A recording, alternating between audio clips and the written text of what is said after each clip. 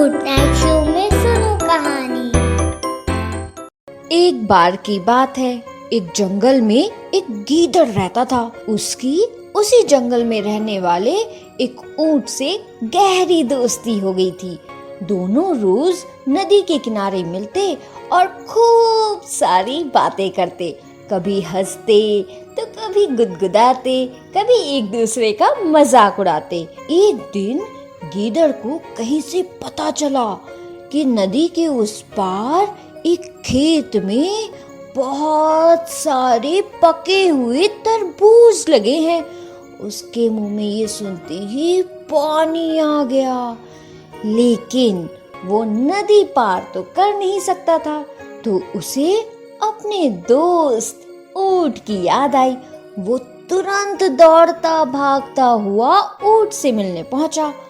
ऊंट से मिलकर उसने तरबूजों के बारे में सारी बातें बताई। तरबूजों का स्वाद याद कर ऊंट के मुंह में भी पानी आ गया।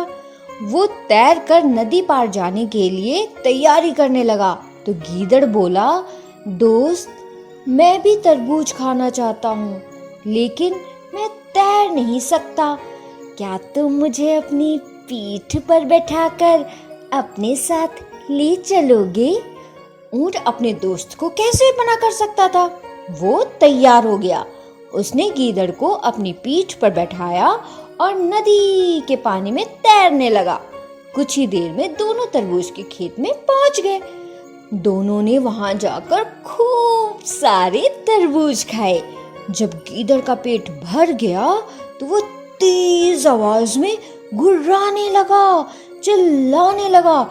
ऊंट ने उसे जल्दी से शांत करने की कोशिश की। अरे गीदड़ भाई, क्या कर रहे हो? चुप हो जाओ, कोई सुन लेगा। लेकिन वो नहीं माना।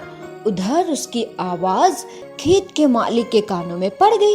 वो लाठी उठाकर दौड़ता हुआ खेत में पहुंचा। खेत के मालिक को देखकर गीदड़ एक पेड़ के पीछे जाकर छुप गया, लेकिन ऊंट के लिए छिपना तो संभव नहीं था, तो वो खेत के मालिक के नजर में आ गया। फिर क्या था, खेत के मालिक ने उसे लाठी से जोर जोर से पीटना शुरू कर दिया और मार खाते खाते ऊंट किसी तरह से खेत के बाहर निकल पाया। इधर धीरे से गीदड़ भी चुपके से खेत के बाहर आ गया। गीदड़ को देख ऊंट ने पूछा, क्यों भाई गीदड़, तुम खेत में क्यों इतनी तेज से गुर्राने लगे थे? तो गीदड़ ने बोला, भाई खाने के बाद मेरी जरा गुर्राने की आदत है। ऊंट के मन में तो बहुत गुस्सा आया, लेकिन वो उस समय चुप रहा। दोनों जंगल लौटने लगे। ऊंट नदी में तैर रहा था और गीदड़ मजे से उसकी पीठ में बैठा हुआ था। जब वो नदी के बीच में पहुंचे तो ऊंट पानी में डुबकी लगाने लगा। ये देखकर गीदड़ डर के मारे बोला, अरे दोस्त, ये क्या कर रहे हो? ऐसा मत करो, मुझे डर लग रहा है, मैं पानी में डूब जाऊंगा। तभी ऊंट ने बड़ी धीरे से गीदड़ को जवाब दिया, अरे दोस्त गीदड़, मुझे खाने के बाद पानी में ऐसे ही डुबकी लगाने की आदत है।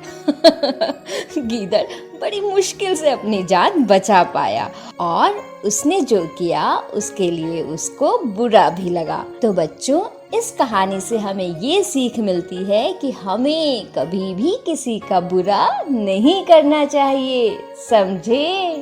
अगर आपको ये कहानी पसंद आई हो तो फिर लाइक, शेयर और सब्सक्राइब जरूर करें।